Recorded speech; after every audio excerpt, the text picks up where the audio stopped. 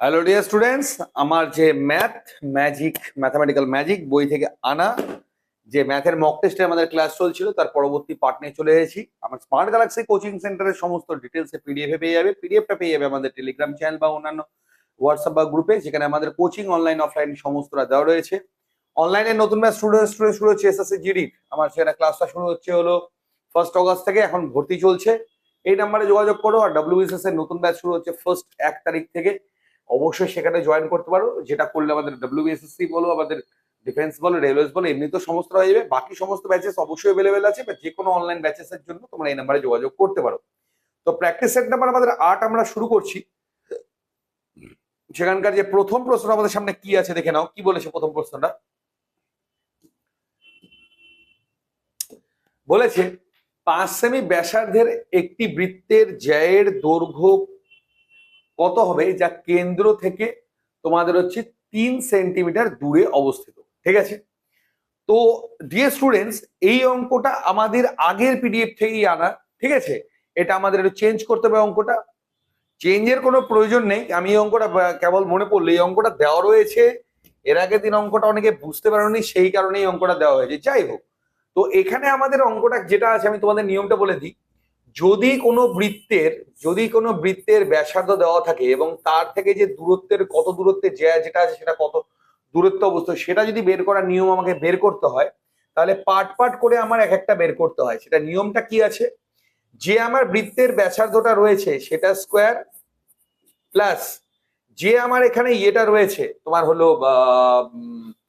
দূরত্ব রয়েছে সেটার স্কোয়ার, মাইনাস হবে অ্যাকচুয়ালি, প্লাস না, সেটার স্কোয়ার।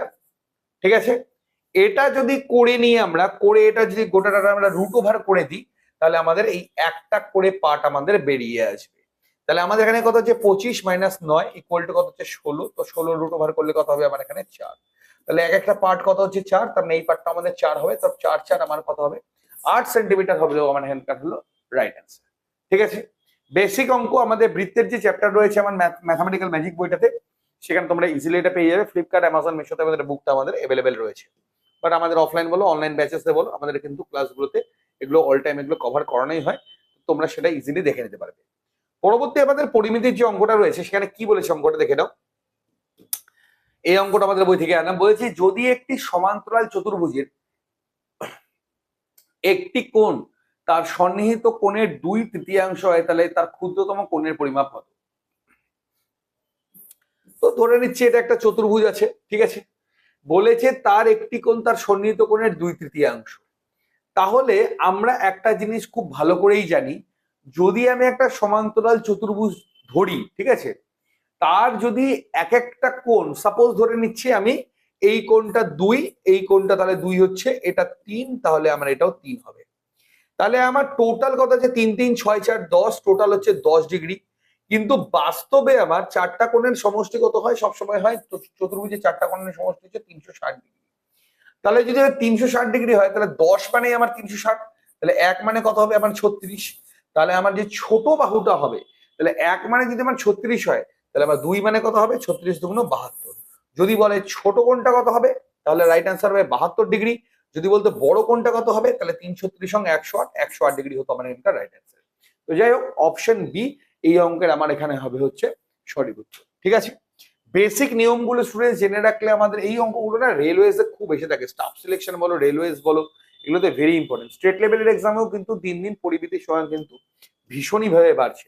ডব্লিউবিসিএস মেইনস বা অন্যান্য যে সকল মেইনস এক্সাম রয়েছে সেগুলোতেও কিন্তু এগুলো ভীষণ ভাবে দেখতে পাওয়া যায়। আপকামিং এমটিএস এও তোমরা কিন্তু এই অঙ্কগুলো দেখতে পাবে। বলেছে কি 24 সেমি বাহুর একটি সমবাহু ত্রিভুজে একটি বৃত্ত আঁকা হয়, তার বাহুগুলোকে স্পর্শ করে। ত্রিভুজের অবশিষ্ট অংশের ক্ষেত্রফল কত হবে? পাই বরাবর 1 পাইটা আবার বের করলে হবে, পরেরটা পরে দেখা যাবে। 24 সেমি বাহুর একটি সমবাহু ত্রিভুজ, 24 সেমি বাহু একটা সমবাহু মানে 3টা বাহু সমান। তো ধরে নিচ্ছি এগুলো প্রত্যেকটাই 24 24 করে আছে। বাহু ত্রিভুজে একটি বৃত্ত আঁকা হয় তার বাহুগুলোকে স্পর্শ করে। এই বাহুগুলোকে স্পর্শ করে এই আমার একটা বৃত্ত আঁকা হয়। ত্রিভুজের অবশিষ্ট অংশের ক্ষেত্রফল কত হবে? মানে এই যে এরিয়াটা রয়েছে, এই এরিয়ার আমার ক্ষেত্রফল আমার এখানে জানতে চাওয়া হয়েছে। ঠিক আছে, সবার আগে আমি যদি বলি যে সমবাহু যে ত্রিভুজটা রয়েছে সেটার ক্ষেত্রফল কত হবে, আর আমার এখানকার যে বৃত্তের ক্ষেত্রফল সেটা আমার কত হবে।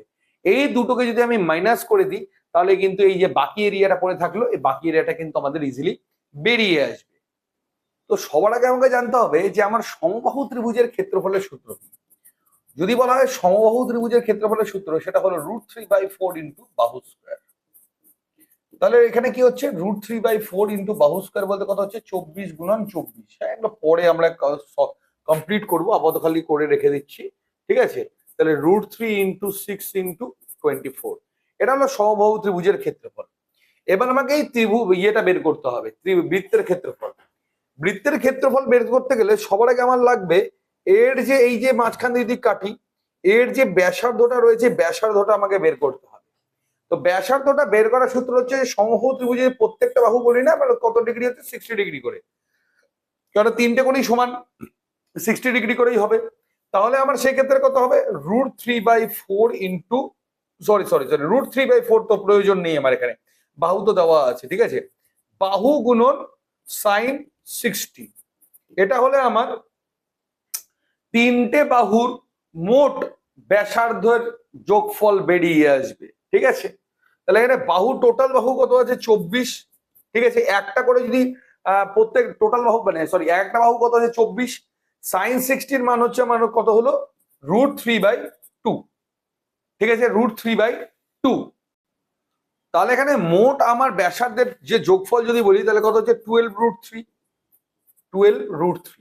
তাহলে একটা ব্যাসার্ধ যদি বলি, একদিককার ব্যাসার্ধ যদি বের করতে 3 দিয়ে ভাগ করবো, অর্থাৎ 4√3। এটা হয়ে গেল আমার, বেরিয়ে গেল বৃত্তের ব্যাসার্ধ। এখান থেকে আমি পেয়ে যাচ্ছি কি পেয়ে যাচ্ছি আমি এখানে, বৃত্তের ব্যাসার্ধ। এখান থেকে পেয়ে যাচ্ছে বৃত্তের ব্যাসার্ধ। তাহলে বৃত্তের ব্যাসার্ধ যদি পাই তাহলে আমাদের বৃত্তের ক্ষেত্রফলের সূত্র কি, পাই আর স্কোয়ার। তাহলে পাই মানে কত 22 আর এখানে আর স্কোয়ার মানে কত হচ্ছে 4√3 এর স্কোয়ার গুণন 4√3 এর স্কোয়ার, ঠিক আছে। তাহলে এখানে কত হচ্ছে 22 গুণ 4 4 16 আর 3 মানে 3 16 48 গুণন 48, ঠিক আছে। ওকে, আমাকে এখানে পাই এখানে অনেকটাই ডিফিকাল্ট, এখানে সঙ্গে মানে ডিজিট গুলো চলে এসছে, তাই না। ডিজিট গুলো খুব ডিফিকাল্ট আমাদের এখানে চলে এসছে, এটাকে ইজিলি তো আর করা পসিবল না। তো যাই হোক, ওই জন্য অ্যান্সারটা পয়েন্টেই হবে যা মনে হচ্ছে দেখে।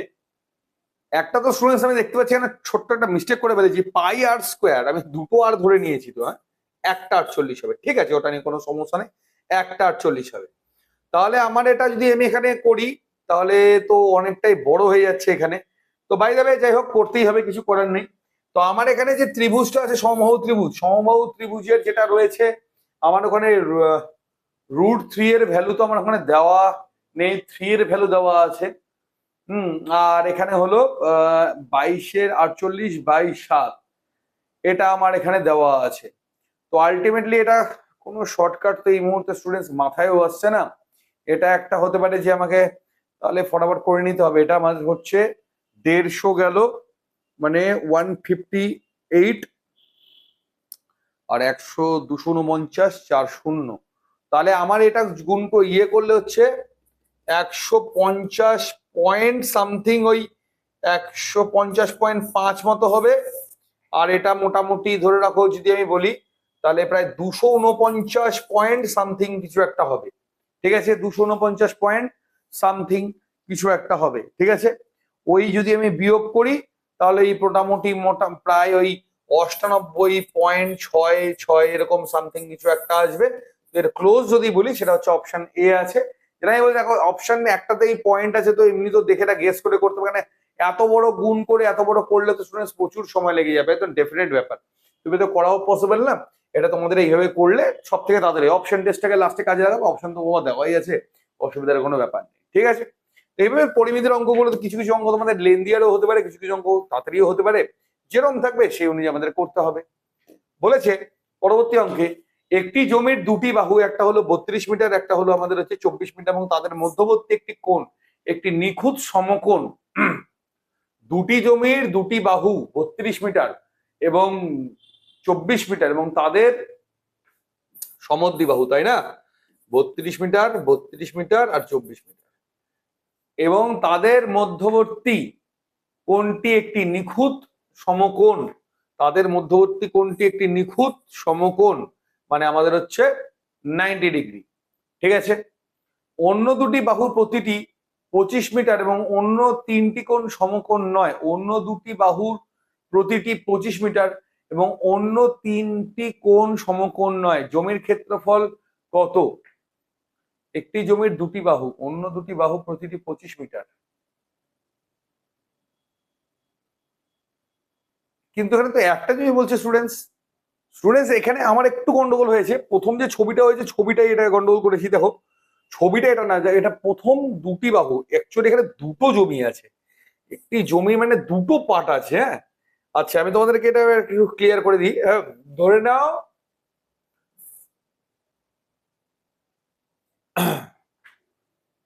দুটো ভাগে ভাগ করব, তো ও কিছু একটা ধরে নাও, সাপোজ এরকমই ধরে নিতে পারো, এরকম একটা জমি, এরকম একটা জমি, এরকম ভাবে দুটো ভাগ হয়েছে। এবার যে প্রথম জমিটার একটা বাহু হচ্ছে ধরে নাও তোমার হলো 32 ধরো, আর এটা ধরে নাও 24 এবং কিছু একটা ধরে নিচ্ছি আমি। ঠিক আছে, এবং তাদের মধ্যবর্তী কোণটি একটি নিখুঁত সমকোণ। এই যে কোণটা আছে এটা হলো একটা নিখুঁত সমকোণ। ঠিক আছে, আর বলছে অন্য দুটি বাহুর প্রতিটি হচ্ছে 25 এবং অন্য দুটি বাহুর প্রতিটি 25 মিটার করে, মানে অন্য তিনটি কোণ সমকোণ নয়। এটা হলো 25, এটাও হলো 25। ঠিক আছে, 50।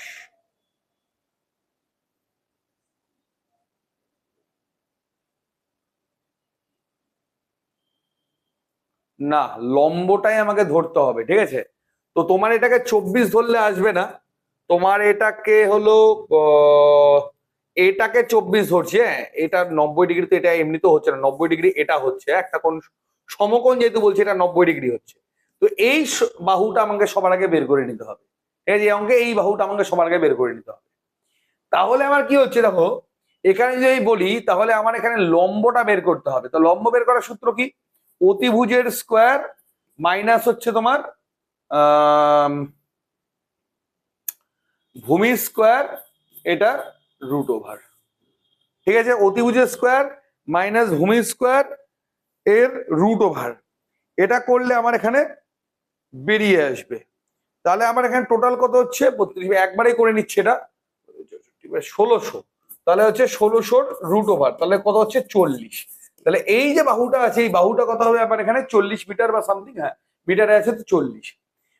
এইবার এটা হলো সমদ্বিবাহু একটা ত্রিভুজ। ঠিক আছে, তাহলে আমার প্রথম যে বাহুটা, প্রথম বাহু থেকে এই যে ক্ষেত্রফল, এই ক্ষেত্রফলটা আমি পেয়ে যাবো। তাহলে প্রথম ক্ষেত্রফলটা কত হবে? হাফ ইন্টু ভূমি ইন্টু উচ্চতা। তাহলে হাফ ইন্টু ভূমি কত আছে আমার এখানে 24 ধরেছি, আর উচ্চতা কত আছে 40 ধরেছি। তাহলে কত হচ্ছে 20, তার মানে 0, 24 দুগুণ 48। প্রথমটা হচ্ছে কত? 480। আচ্ছা, এইবার এটার ক্ষেত্রফল বের করার নিয়ম কি? Half into root over S into S minus A, S minus B N S minus C. S মানে হলো অর্ধ পরিসীমা। তাহলে আমার হচ্ছে এটা 25 25 50 40 90, 90 এর অর্ধেক হচ্ছে 45। তাহলে 45 গুণন তোমার একবারে করছি। হ্যাঁ, 45 গুণন 45 থেকে তুমি যদি হচ্ছে 40 বাদ দিলে 5, 45 থেকে 25 বাদ দিলে হচ্ছে 20, আর হচ্ছে 20। তাহলে এখানে যে ভেঙে নি, 3 15 45, 3 5 15, 5 2 দিয়ে করলে 10, 5 দুগুণ 10, এগেন 2 দিয়ে করলে 10, 5 দুগুণ 10। তাহলে এখানে দেখে নিচ্ছি 3 কটা আছে? দুটো 3 আছে, দুটো 3 মিলে একটা 3, 1 2 3 4, চারটা 5 আছে, তার মানে এখানে দুটো 5 হবে। 5 গুলো কেটে গেল, তাহলে 1 2 3 4, চারটা 2 আছে, তো আমার 2 দুগুণ 4 হবে। 4 5 20, 5 কুড়ি 100, 3 300। তাহলে টোটাল কত হচ্ছে এখানে? আর 300, তার মানে 780। তার মানে রাইট। আচ্ছা, এখানে জমির ক্ষেত্রফল টোটাল আমার এখানে কত হবে? 700।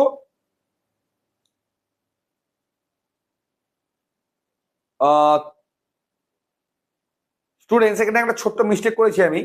এটা তো ঠিকই আছে, কিন্তু এটা যে এটা যদি আমি ইয়ে ধরে নিই, কোণ ধরে নিই, হ্যাঁ, তাহলে ভূমি আর উচ্চতাটা তো এটাই হচ্ছে। তাহলে 24 ইন্টু 40 হবে না, 24 ইন্টু এখানে 32 হবে। তার এখানে 16।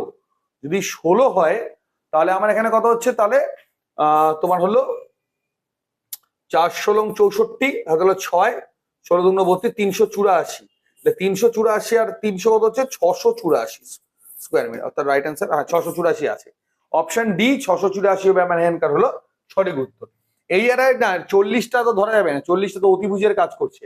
যেখানে সমকোণ একটা তৈরি হয় তার একদিকে ভূমি থাকে একদিকে লম্ব থাকে, তো এখানে যখন সমকোণ তৈরি হয়েছে এটাকে উচ্চতা এবং এটা ভূমি বা ওটা উচ্চতা এটা ভূমি, যে কোনো একটা ধরে এগোতে হবে।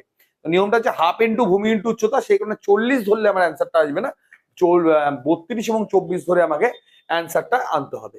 ঠিক আছে, তো এই ছিল এই অঙ্কটাতে।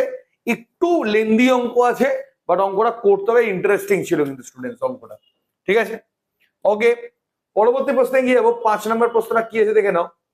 2011 সালের মার্চ মাসের কোন দিনগুলো মঙ্গলবার ছিল? 2011 সালের মার্চ মাসে কোন দিনগুলো মঙ্গলবার ছিল? তাহলে আমার 2011 সালের দিন আমাকে আগে সবার আগে বের করে নিতে হবে। আমরা যখন স্টুডেন্টস ক্যালেন্ডারের অঙ্কগুলো করেছিলাম তখন কিন্তু আমরা ক্যালেন্ডারের সমস্ত নিয়ম আমরা কিন্তু বলে দিয়েছি। ক্যালেন্ডারের চ্যাপ্টারে চলে যাবে, বেসিক নিয়মটা করে ফেলবে। আমরা কিন্তু মক টেস্ট সলভ করছি, তো আমরা কিন্তু ডিরেক্টলি অঙ্কটা আমরা সলভ করব। 2011 সাল, সবার আগে এর দিনটা আমাকে বের করতে হবে।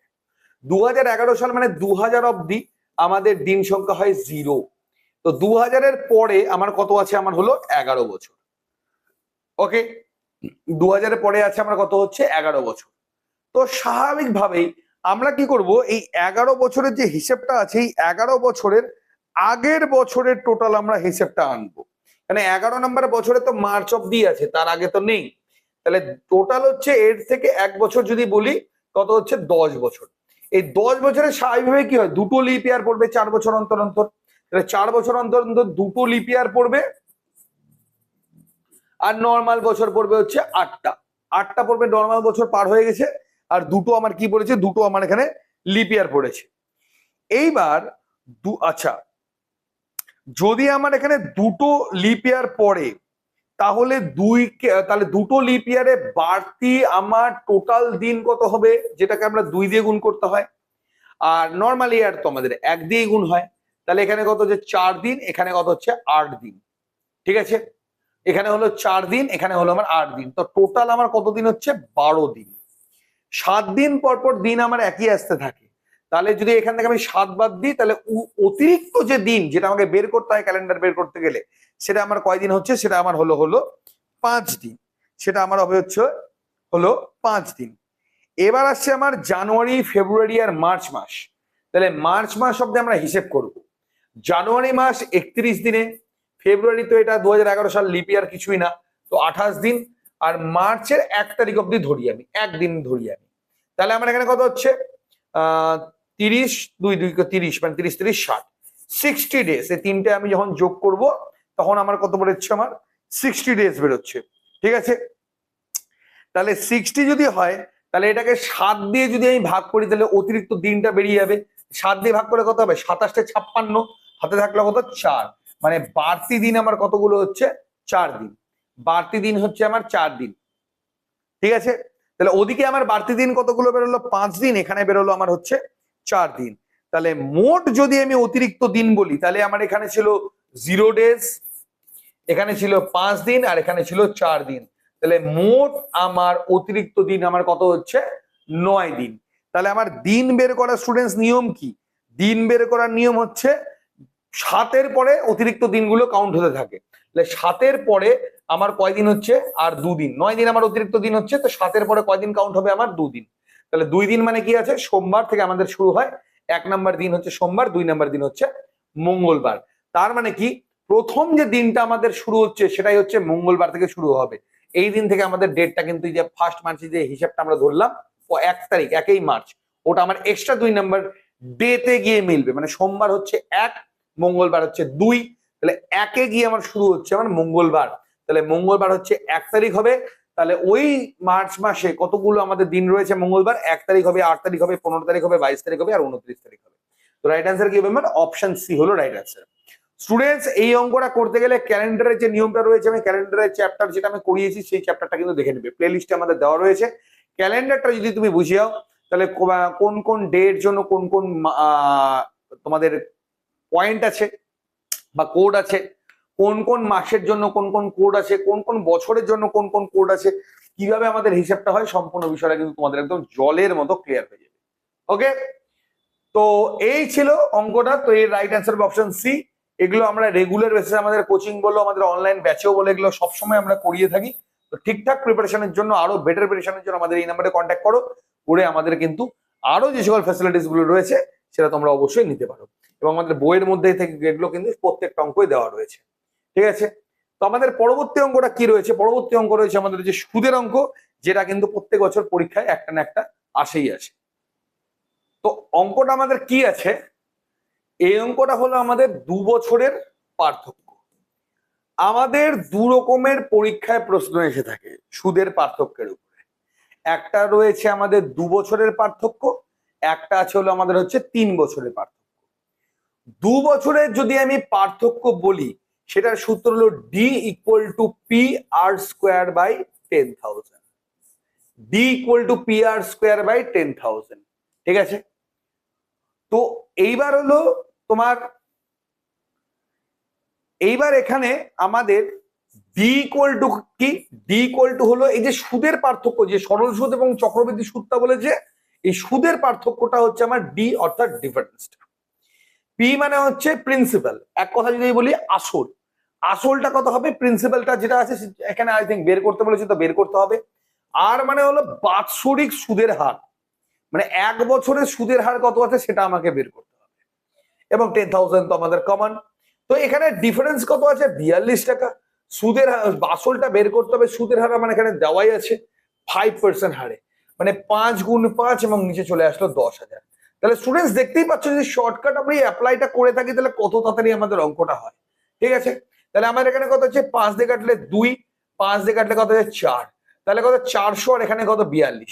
0 0 কোনাকুনি গুণ, 4 2 8, 4 4 16। অর্থাৎ প্রিন্সিপাল বরাবর কত হচ্ছে আমার এখানে? 16,800 টাকা। অর্থাৎ অপশন এ হলো আমার এখানকার রাইট অ্যান্সার। অঙ্কগুলো আমাদের বইয়ের মধ্যে, আমার লেখা নিজস্ব বই ম্যাথামেটিক্যাল ম্যাজিক বইয়ের মধ্যে পেয়ে যাবে। আমাদের অনলাইন যে ব্যাচেস গুলো চলছে, এখানে রেগুলার বেসিসে এই অঙ্কগুলো চলছে। বেস্ট কোচিং যদি নিতে চাও, আমাদের যে অফলাইন কোচিং সেন্টার রয়েছে বালুঘাট দক্ষিণ দিনাজপুর, এই নাম্বারে যোগাযোগ করো। নতুন ব্যাচ কিন্তু আমাদের ডব্লিউবিসিএস অফলাইন এবং আমাদের এসএসসি জিডি অনলাইন 1 আগস্ট থেকে শুরু হচ্ছে। ডেফিনেটলি তোমরা এনরোলের জন্য এই নাম্বারে যোগাযোগ করতে পারো। সেরা প্রস্তুতি তৈরি করে দেবো, গ্যারান্টি তোমাদের আমি দিচ্ছি। অঙ্ক নিয়ে কোনো সমস্যা থাকবে না। এবং সব থেকে বড় বিষয়, আমাদের যে বইগুলো রয়েছে, এই বইগুলো কিন্তু তোমরা সম্পূর্ণ কোচিং এ বিনামূল্যে পেয়ে যাবে। আর যারা যারা বাড়ি থেকে বসে প্রিপারেশন নিচ্ছ বা অনলাইন কোচিং নিচ্ছ, তারা অ্যামাজন, ফ্লিপকার্ট, মেশোতে এগুলো পেয়ে যাবে। নেক্সট কোশ্চেন কি আছে আমাদের? নেক্সট কোশ্চেন হচ্ছে যে 7 নম্বর প্রশ্নটা রয়েছে, সেই প্রশ্নটা। 7 নম্বর প্রশ্ন কি বলেছে? বিশ্বাস মোট 30,000 টাকা ধার করেছিলেন, এর একটা অংশ বার্ষিক 12% সরল সুদের হারে, অবশিষ্ট অংশ 10% সুদের হারে দেওয়া হয়েছিল। যদি 2 বছর পর তাকে মোট 36,480 দেওয়া হয়, তাহলে 12% হারে কত টাকা নিয়েছিল? তাহলে সবার আগে তার যে মোটের উপরে কত সুদ এবং সেটার অ্যালিগেশন করে আমরা অঙ্কটা বের করবো। ভেরি ইজি অঙ্ক। তাহলে 30,000 টাকা আমার এখানে রয়েছে আসল। ঠিক আছে, সমান সমান। এবার কি বলেছে? সুদ কত বাড়তি, এবার কত দিতে হচ্ছে ওকে? 6,480 টাকা এটা বাড়তি দিতে হচ্ছে। সুদ বরাবর আসল গুণন বছর গুণন সুদের হার আমার এখানে বের করতে হবে 100, নিচে চলে গেল 100। মানে সুদ সমান সমান আসল গুণন বছর গুণন সুদের হার বাই 100। কত হচ্ছে? 0 0 0 0 কেটে গেল, 0 0 কেটে গেল। 2 দিয়ে আমি এটাকে যদি কাটি, কত হচ্ছে? 3 2 4। আর এখানে হ্যাঁ 3 দিয়ে কাটবে, 3 10 30, 3 দিয়ে কাটলে 3 একে 3 0, 3 আসছে 24। না আচ্ছা, তাহলে এক্স বরাবর যদি বলি 10 এই পারে চলে আসবে। তাহলে এক্স বরাবর কত হচ্ছে? 10.8। এটা হলো মোট তাকে সুদ পে করতে হয়েছে। বাট মোট সুদের তো এখানে স্টুডেন্টস গল্প বলেনি, দুটো আলাদা আলাদা করে বলেছে, তাই না? এখানে দুটো অঙ্ক হবে, একটা সুদের একটা অ্যালিগেশন। তাহলে প্রথমটাতে কত পে করেছিল? 12%। দ্বিতীয়টাতে কত পে করেছিল? 10%। মোটের উপরে কত পে করেছিল? 10.8। তো এটা বিয়োগ করে কত হচ্ছে আমার এখানে? 8 মানে 11 হলে 1.2। আর এটা বিয়োগ করে আমার কত হচ্ছে? 0.8। পয়েন্ট উঠিয়ে দিলাম নিচে 10, পয়েন্ট উঠিয়ে দিলাম নিচে 10, এটা অবশ্যই অনুপাতে বেরিয়ে আসবে। এটা কেটে গেল। 4 দিয়ে 4 দুগুণ 8, সরি 4 দিয়ে 4 দুগুণ 8, আর 3 4 12, মানে 2:3 অনুপাতে রেখেছিল। মানে 12%-এ 2 টাকা রেখেছিল, 10%-এ 3 টাকা রেখেছিল। তাহলে মোট টাকা কত ছিল আমার এখানে? 30,000 টাকা। মোট টাকা 30,000 টাকা। এখানকার মোট টাকা কত? 5 টাকা। প্রশ্ন কি করেছে? 12 টাকায় কত টাকা রেখেছিল? 2 টাকা রেখেছিল। দুইয়ের ভ্যালুটা বের করতে হবে। তাহলে হচ্ছে 6 দুগুণ 12, তার মানে 12,000 টাকা রেখেছিল হচ্ছে 12%, আর 18,000 টাকা রেখেছিল হচ্ছে 10%। তো রাইট অ্যান্সার কি হবে আমার এখানে? 12,000 টাকা, অর্থাৎ অপশন ডি হলো আমার এখানকার রাইট অ্যান্সার। এইগুলো দেখো, অঙ্কগুলো করতে গেলে দেখো দুটো অঙ্ক একসঙ্গে এখানে মার্চ করে করা আছে, তাই কি না? দুটো অঙ্ক এখানে মার্চ করে করা আছে। একটা ঢুকিয়ে দিয়েছি আমার এখানটায় সুদের অঙ্ক সূত্র খাটাও, আর একটা জায়গায় দিয়েছি অ্যালিগেশনের সূত্র খাটাও। দুটো করে অঙ্কটা কর, তো দুটো করেই আমাকে অঙ্কটা করতে হবে, তবেই কিন্তু অঙ্কটা তাড়াতাড়ি হবে। ওকে, নেক্সট কোশ্চেন কি বলেছে আমার এখানে? ট্রেনের অঙ্ক আমার এখানে দেওয়া রয়েছে। 8 নাম্বার অঙ্ক কি বলেছে আমার এখানে? একটি ট্রেন একটি গাড়ির চেয়ে 40% দ্রুত ভ্রমণ করে, ঠিক আছে? মানে যদি একটা গাড়ির স্পিড 100 হয়, ট্রেনের স্পিড 140, উভয় একই সময় এই বিন্দু থেকে শুরু করে একই সময় 140 কিলোমিটার দূরে বিন্দুতে পৌঁছায়। মানে ওরা 140 কিলোমিটার দূরে একটা বিন্দুতে গিয়ে পৌঁছে যায়। ট্রেনটি পথের স্টেশনগুলিতে থামতে 25 মিনিট সময় নেয়, মানে ও আবার স্টপেজও দেয়। তাহলে ট্রেনের গতিবেগটা আমাকে এখানে বের করতে বলেছে, ঠিক আছে? আচ্ছা, তাহলে যার সময় লাগবে সেই সময়টার উপরে আবার 25 মিনিট এক্সট্রাও নিয়েছে। এই হচ্ছে আমার এখানে অঙ্কটা আছে, যে ট্রেনের যে এক্সাক্ট গতি সেইটা আমাকে বের করতে বলেছে। যে ট্রেন এবং যে আমার কার আছে তার যে গতিবেগের রেশিও, আই রিপিট, গতিবেগের যে রেশিও সেটা আমার কত আছে? এটা কেটে গেল 5:7। মানে এর গতিবেগ যদি 5 হয়, তাহলে এর গতিবেগ কত হচ্ছে আমার এখানে? 7। এটা সবার আগে ক্লিয়ার করে নাও, ঠিক আছে? তাহলে আমি, ওরা কি করছে, 25 মিনিট এক্সট্রা নেওয়ার পরেও তারা একই সময় গিয়ে 140 কিলোমিটার দূরত্বে গিয়ে পৌঁছাচ্ছে। তাহলে আমি আগে, সবার আগে সময়টা যদি বের করি, ঠিক আছে, আমি ধরে নিচ্ছি, আমি এটাকে এক্স ধরে একটু করি, তাহলে আরেকটু মানে বেটার আর কি ক্লিয়ার হবে, ঠিক আছে? এটা যদি এক্স ধরে করি আরেকটু ক্লিয়ার হবে এখানে। তো এখানে আমি ধরে নিচ্ছি যে এখানে ট্রেনের যে গতিবেগ, ট্রেনের গতিবেগটা হলো এখানে এক্স। তাহলে ট্রেনের গতিবেগ যদি এই এক্স হয়, তাহলে এই রেশিওতে গাড়ির গতিবেগ কত হবে? 5x/7, ঠিক আছে? কারণ গাড়ির গতিবেগ স্বাভাবিক কম হবে। তাহলে আমার এখানে দুটোর যে সময়ের পার্থক্য সেটা আমার দেওয়া রয়েছে। সময়ের সূত্র কি? দূরত্বের নিচে গতিবেগ। কার গতিবেগ বেশি? ট্রেনের, ঠিক আছে? ট্রেনের গতিবেগ বেশি, তাহলে সময় লাগবে হচ্ছে কম, তাই না? তাহলে এটা আগে হবে, ঠিক আছে? 5x/7, আর তোমার হচ্ছে -140/x ইকুয়াল টু হচ্ছে এই যে গাড়ি এবং ট্রেনের যে সময়ের যে পার্থক্যটা হয়েছিল সেটা হয়েছিল কত? 25 মিনিটের। তো 25 মিনিটটাকে আমি ঘন্টায় করে নেব, কেননা এটা আমার কিলোমিটার পার আওয়ারে আমি কিন্তু কাউন্ট করছি, কিলোমিটার পার ঘন্টায় আমি এটা কাউন্ট করছি, তো এটা মিনিটটাকে আমি ঘন্টায় করে নেব। বাস, এই হচ্ছে বিষয়, ঠিক আছে? 5 দিয়ে কাটলে 5 5 25, 5 12 60, 5 দিয়ে গেলে সবই কাটবে, ছোট করে নি, 5 দুগুণ 10, 50 40, 5 দুগুণ 10, 50 40, তাহলে উপরে চলে যাবে। তাহলে কত হচ্ছে? 7 56, 7 দুগুণ 14, 5 19, 7 56, 7 দুগুণ 14, 5 19, আর নিচে আসলে হচ্ছে 5x - 28/x ইকুয়াল টু হলো তোমার ওখানে 1/12, ঠিক আছে? তাহলে আমার এখানে যদি লসাগু করলে কত হচ্ছে? 5x হবে। তাহলে এখানে 5 দিয়ে গুণ করলে কত হবে? 140। 140 যদি হয়, 50 56, 56 ইকুয়াল টু 1/12, ঠিক আছে? তাহলে আমি এখানে এই জায়গাটা ফাঁকা আছে এখানে, তাহলে বাকিটা কমপ্লিট করে নিচ্ছি। কোনাকুনি যদি আমি গুণ করি, তাহলে 5x ইকুয়াল টু কত হবে? 56 গুণন 12, ঠিক আছে? এখানে পয়েন্টে করে নিলে আরো সুবিধা হয়। হ্যাঁ, আমি এটাকে কি করছি, তাহলে x ইকুয়াল টু কত হবে? 56 গুণন 12/5। এটা কাজ করি, 2 দিয়ে গুণ করি, নিচেও 2 দিয়ে গুণ করি, যেটা বেরোবে ফটাফট বেরিয়ে আসবে। 56 আর 12 দুগুণ 24, 56 এবং 24 কে গুণ করলে কত হবে? 4 6 24, 4 5 20 2 22, এখানে হলো 6 দুগুণ 12, 5 দুগুণ 10 1 11, 4 4 3 1, পয়েন্ট আসলে 134.4।